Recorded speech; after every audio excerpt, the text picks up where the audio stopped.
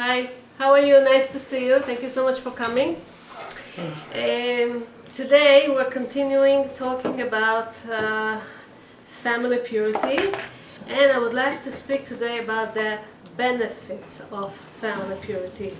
So we started to say before that we do this mitzvah not because we understand, not because of the reward, not because of all these reasons, but we mentioned that it's good to know, okay, that it's beneficial.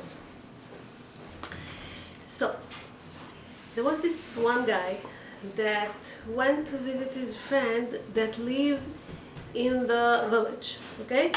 He goes there, but the host wasn't home. So he's waiting for him in his backyard, waiting. And then he hears a buzzing noise, and a bee stung him. What? A bee. Ah. Yeah.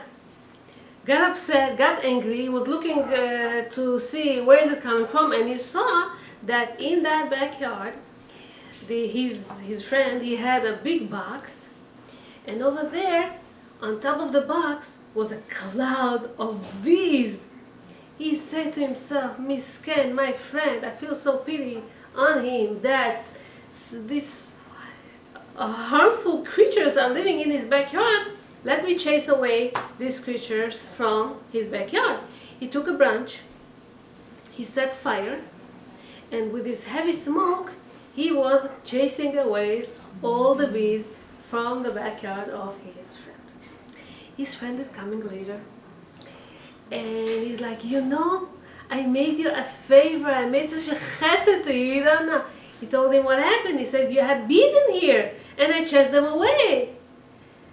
So the man said, the bees, it's my living. They produce honey, and I sell it, and that's my living. Besides, they also have wax, and from the wax, I do the candles, and I sell, and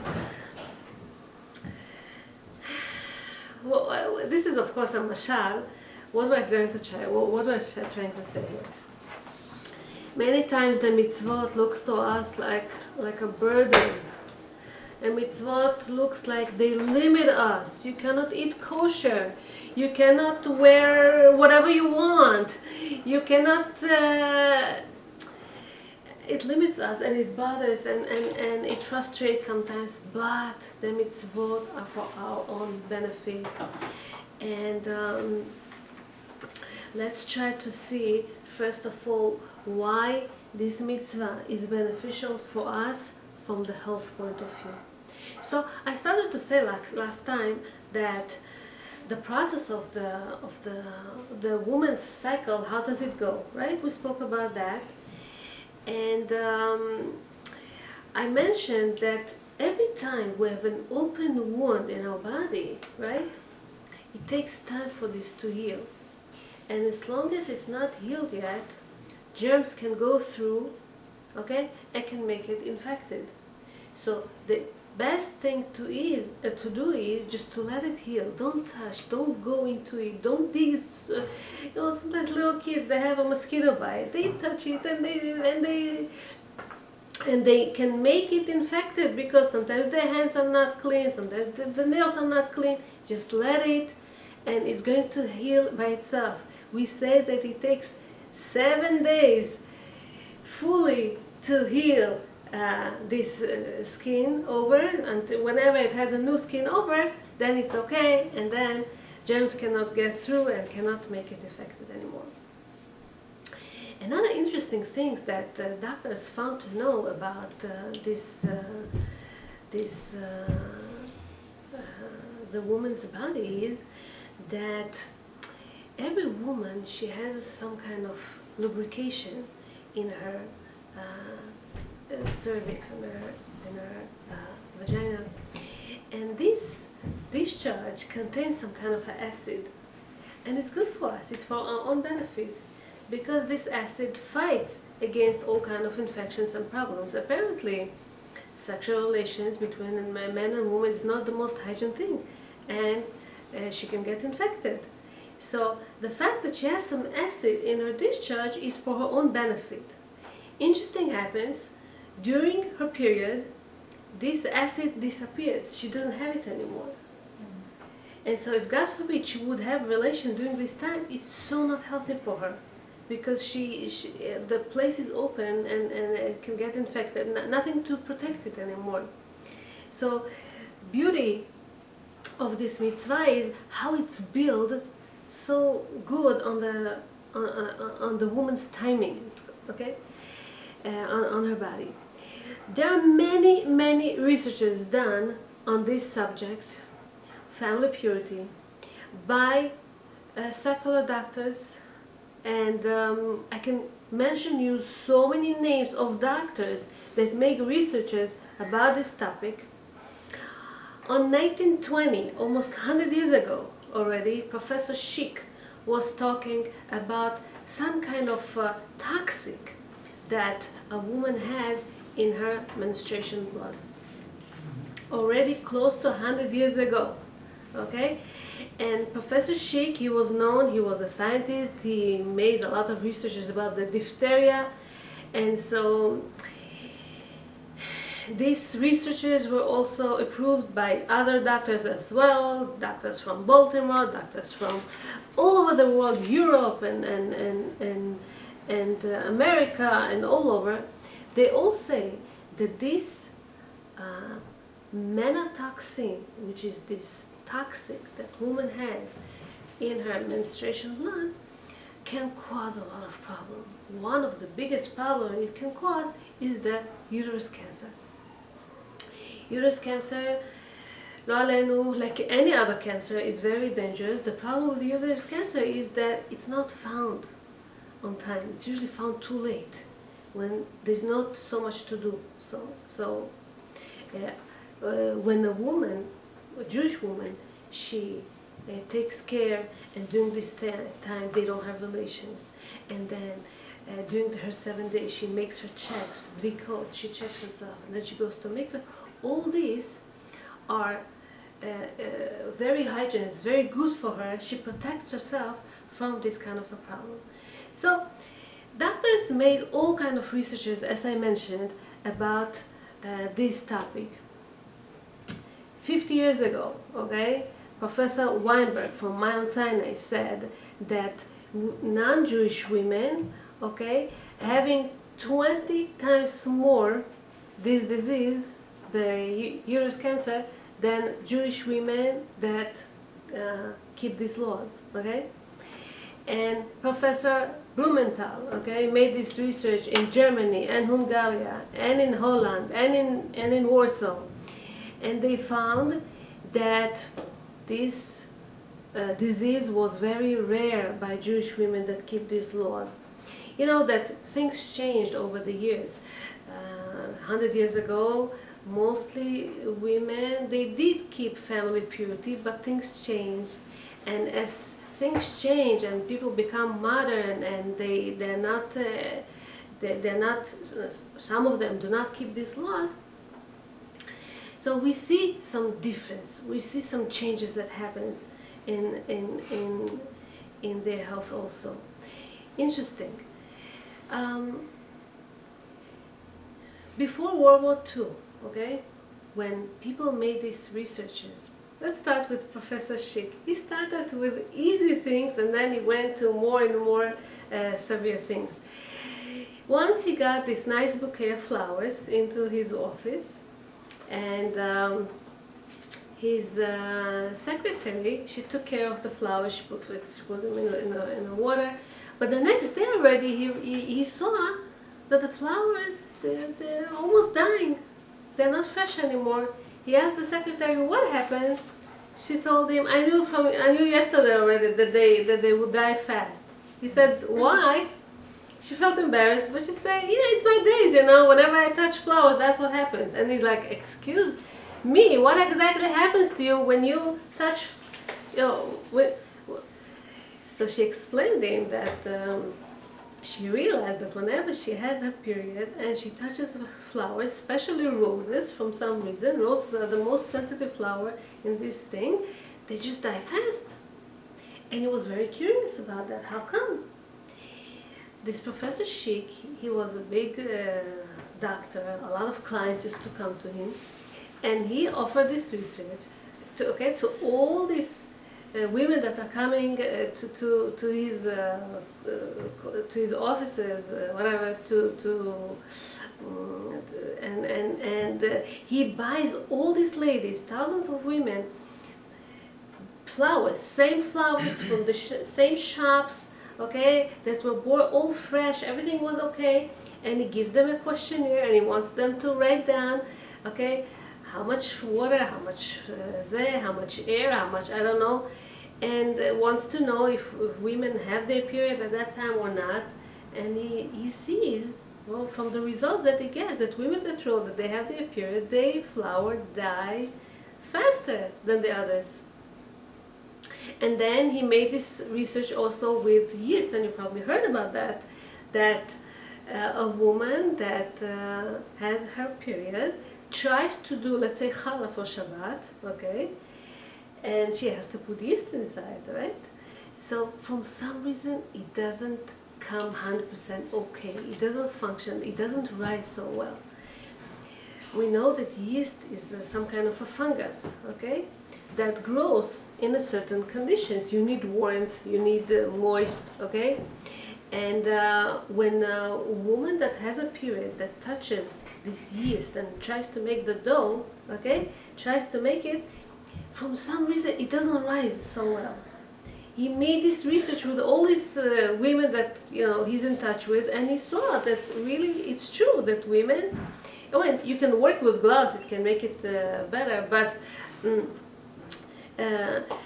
and some other doctors, they made this test with wine and any type of alcoholic beverages that needs to also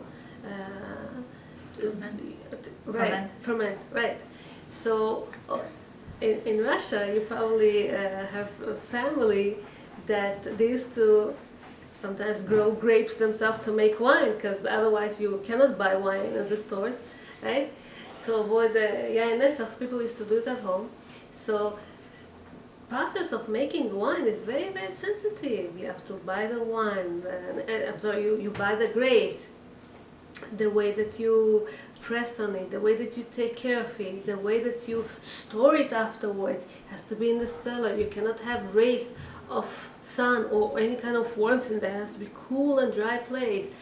And the guys used to make the hard work, and then, you know, they go to their work and they're not home anymore. The women are at home, and they're the one that go down to the cellars from time to time to check on the wine. If women had their period and they would come down the cellars to check on the wine, their wine would get spoiled. It will become vinegar. It won't become wine anymore. And that's interesting. How come? Other doctors realized that when women, let's say they had nurses that had their period during the operation time, okay, it would take so much longer time, okay, not only operation but also afterwards, for the wounds of the soldiers, of sick people, whatever, to heal in the presence of a woman that used to have. And it's, what exactly happens? Why? Why these things happening? Tell you what, the Ramban, the Nachmanides that used to live around 700 years ago, okay, we're not talking about 100 years, we're not talking about 50 years, 700 years ago already, he wrote in his commentary on the Torah that, where did I write this? He wrote that when a woman gets a period, this blood contains toxic. He did write this, and it says in the Gemara that a touch of a woman, of a nida, a woman that having her period, can harm certain things. A look of a woman can harm certain things. They read these things. It says, he also, when it says, Ve'elisha benidat tum'ata lo tikav in Sefer Vayikra, he writes this thing, and he writes it also when it speaks about Rachel Imenu, that Lavan is searching for his trofim, for his idols, and she's saying to him, "Derech nashim li, I cannot get up." And the question is, what's the big deal? So what? What if you have a period? And he says something like that. Years ago, they used to look at women that have their period as a very dirty ones. Not only, I'm not talking about Jews, I'm talking about Gentiles. That everything that they touch becomes tameh, and they cannot, and everything that they look, and everything that the whole presence of this woman, they used to isolate her, she used to be on her own. Really, they looked at her. So that's why she told him, I have a period, don't ask for me anything. And he didn't even answer her because he was afraid that Hevel is the breath that comes from her mouth, can harm even. That's how they used to believe it. We say that, God forbid, it's not that the woman, she can harm or anything changes except between her and her husband, that she's not available to him. That's what we mentioned. Okay, it's not that she gets dirty or anything of this. She gets impurity because of this little death that happens inside her body, this egg that died and was not fertilized. And everything with death, we say there's tumah. So this is what the Nachmanides explained about 700 years ago, that and it says in the Gemara that a touch and a look, of a woman that is nida can harm. There is something in there. What happens? All of us, we all sweat. Whether it's hot or it's cold, the skin is the biggest part of our body that keeps growing the whole time. Every day we have new cells, new skin that builds in constantly, all the time. Whenever we sweat, whatever we have in ourselves, it comes out. So because we have this melatoxin in the blood, as a woman is having a period, it comes out also. And this thing can harm certain things in the nature that are sensitive to it, like the flowers that we mentioned before, like the yeast that we mentioned before, and so on and so on. So that's what happens during these days. Definitely, it will be harmful for her and for husband, and some researchers here say also for the children to have relations during this time, because he can get infected, she can get infected, child can get infected, all kind of things that can happen. Children meaning the child is going to be born? So I read that it says in the Braita in Masechet Nida, that also in the Midrash Yalkut Shimoni says that if people having relations while woman is nida, it can harm the children in the sense of having all kind of problems with the skin. So they mention boils that children can have. They mention some other disease that all kind of pox, all kind of pox that they could have, and tzarat, leprosy. The children that are already born, that's in the family that you talk about? People can have, if this child parents had relations while she was nida, it can harm the child in all kind of ways. I don't want to get into there, but it says here that it can harm the children. Okay. So he started with these simple things, right? But then it continued to these very serious researches about the melatoxin that I mentioned. We said that the melatoxin is the cause number one to uterus cancer, by women. So Professor Schick, they had this convention in Europe, the biggest gynecologists that gathered together to speak how could they fight against this disease. And he mentioned some of these interesting things about the flowers, about the yeast. Doctors, of course, wanted something more serious than that. And then he started to make a series of researches and tests about, with the women, what he asked them, okay, with all kind of questions. He wants to see which percent of these women would have, okay, this uterus cancer from all kind of way of life, how many people you have relations with, when during the month would you have relations with, of course, physical checks that he does also. All this he puts into consideration. He gets very all kind of answers, right? When he sees these answers, basically he divided these women to three main groups. One group of women were Jewish women, okay, that keep the laws. He saw a very low number of these women that having this uterus cancer. He saw non-Jewish women that had a very big amount, most of them had a very high chances to have this uterus cancer. And then there was also a mixed group, some Jewish, some not, that some of them, okay, most of these women in that mixed group were women that didn't keep laws of purity 100%, meaning they kept during the 5-6 days of the bleeding, didn't keep all the 7 clean days. So he checks them every 5-10 years, to blood tests and all kinds of tests that he does with these women to see, the reaction changes, differences. Sometimes you want to see if certain climate, okay, affects. Sometimes he wants to see certain age if it affects. Sometimes if certain, I don't know, continent, if it depends if you live in America, depends if you live in South Africa, depends if you live in Europe, depends if...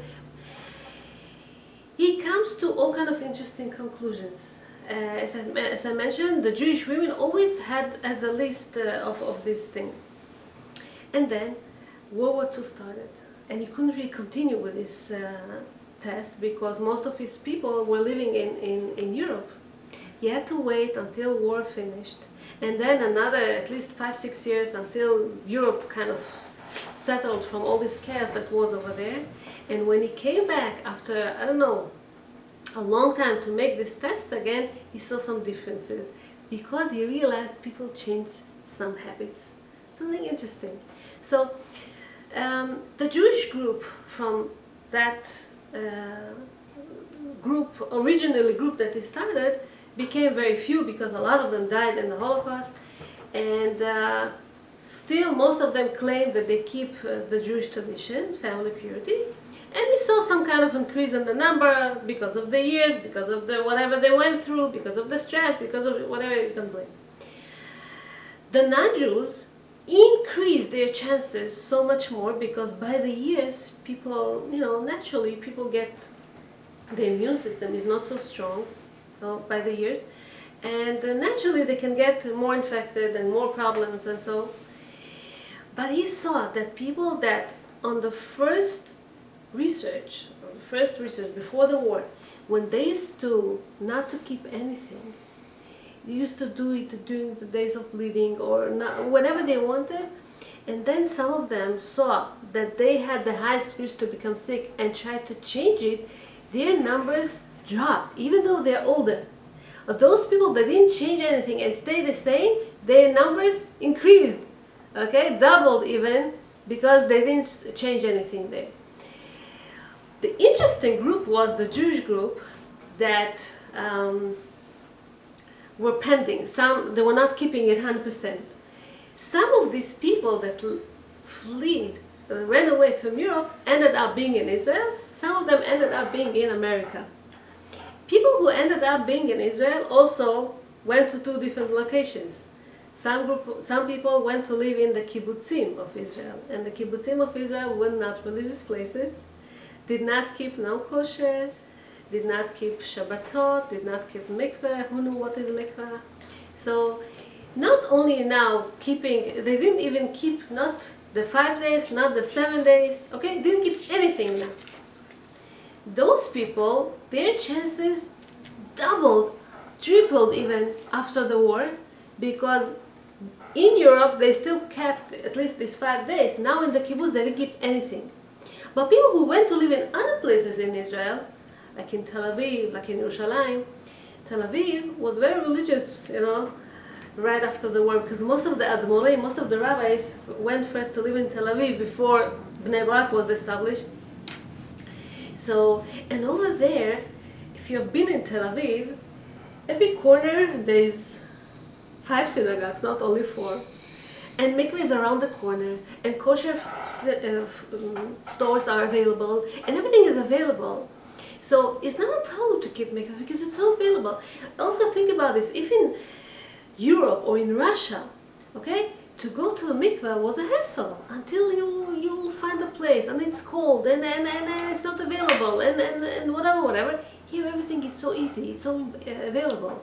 And you cannot just go anytime you want. The lady will tell you what's the best time, when you can go, and so on and so on. So people start to keep it, not because they were against it back in Europe, but because it wasn't available. Now they could do it. And now as they check these people, they see that even though they are much older, okay, their number drops. Okay, it's not like it used to be. Why? Because they keep family purity. It's interesting to see how this family purity is beneficial for you, how it's healthy for you. It's interesting. This is the medical point, okay, that we see that it's healthy. We see it also that from psychological point, and this everybody know, keeping family purity is very beneficial. There was this guy, there was this couple that was about to get married. Usually a girl, when she gets married, she doesn't know how it's going to be. She didn't have a chance to be in the kitchen before. She doesn't know if she would know how to cook, if she would know if her food is going to be tasty and how it's going to be. And this couple that I'm telling to you now, the girl keeps telling him, I know how to cook, I know how to bake, I'm a chef. I just wait, and you'll see what type of food I'm going to do every day. I just can't wait for us to get married and to start doing and showing off all my cookings. And it's like, fine. They're getting married. The first day after Sheva Bachot and everything, he goes to work, and she starts cooking. She promised him the best meal that he ever ate. Okay? So, preparing a nice meal is first shopping, right? I don't know, Israelis, they like to start with salads. And so salads, it takes so much. You have to buy a variety of vegetables, all kind of colors, all kind of thing. And then the cutting, and some you fry, some you add this sauce, some you add this, some you add that, right? It takes you, I don't know, 1 or 2 hours to work on just the salads.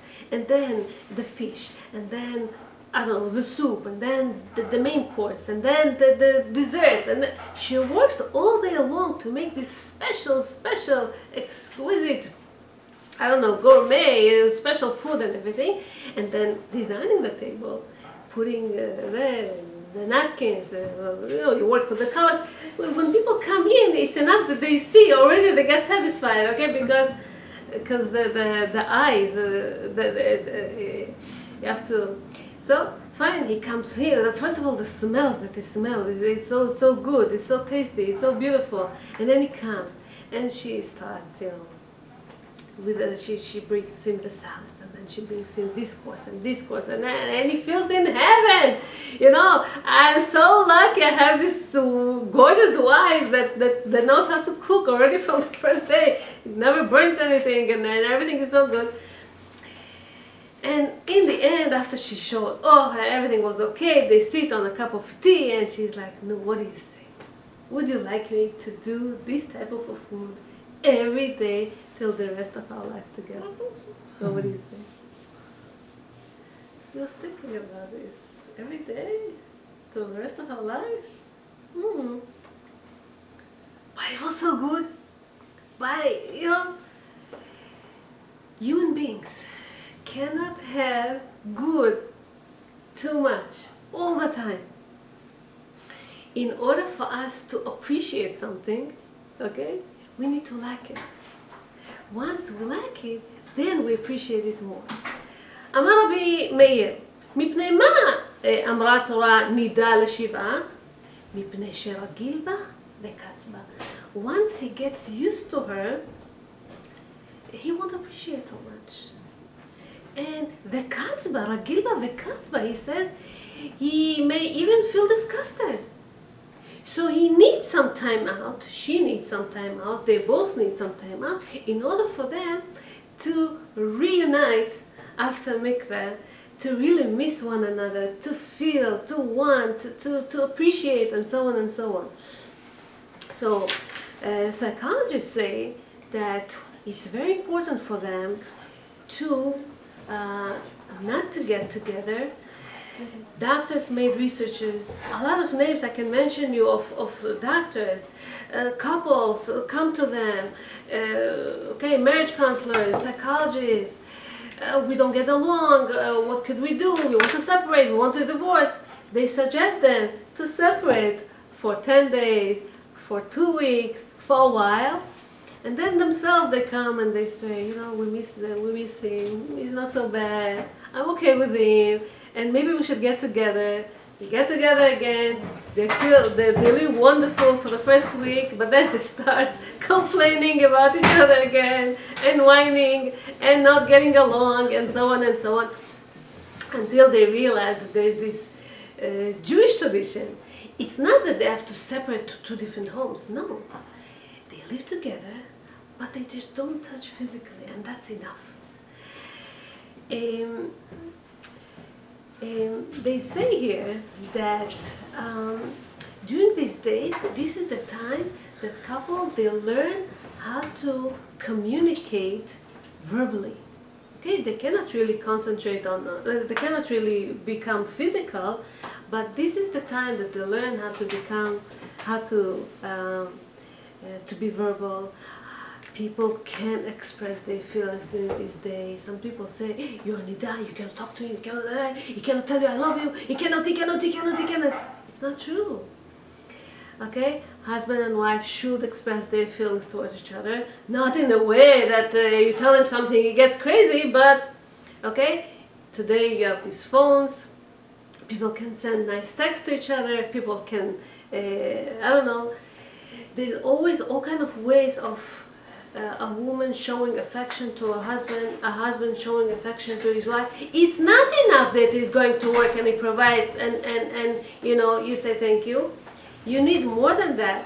You keep complimenting each other. You keep the way that you want to get complimented. Okay, every day that you do your food, every day that you raise your children, or every other thing that you do, he needs to get complimented too. This is the thing that we have to learn.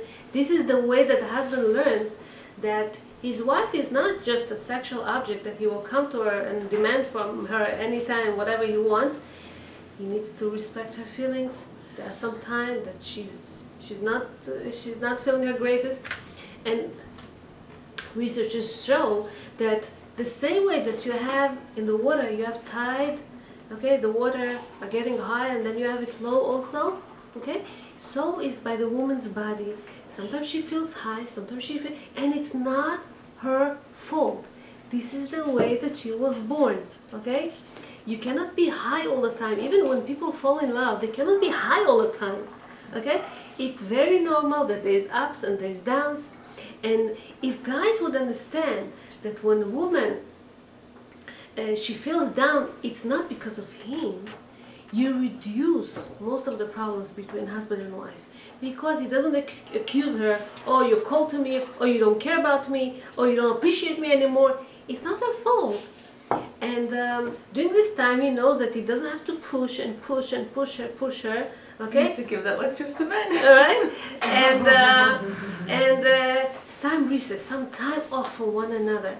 During this time, again, it's not that they live in separate homes. It's not that they live in separate bedrooms.